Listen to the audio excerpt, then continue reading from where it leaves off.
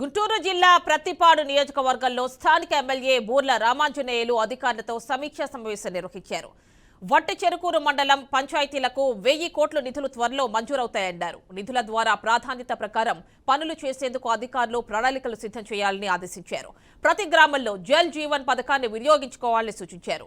గృహాల నిర్మాణం విషయంలో దేశంలో ఎక్కడా లేని విధంగా ఇక్కడ ఇల్లు లేని పేదలకు 3 సెంట్ల స్థలం ఇవ్వటానికి ప్రభుత్వం సిద్ధంగా ఉందని తెలిపారు. త్వరలో ఎన్టీఆర్ కాలనీలు రానున్నాయని తెలిపారు.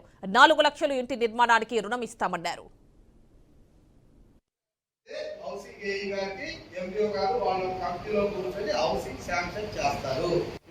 ఇప్పుడు మనం ప్రతి గ్రామం నుంచి లేదా జగనన్న కాలనీలు ఎక్కడెక్కడ ఇచ్చారో వాటి గురించి ఇప్పుడు ఆయన చెప్తారు. ఒకటే విధానం మీరు అడగచ్చు, మాకు జగనన్న కాలనీలో పట్టా లేదు, మా సొంత స్థలం ఉంది.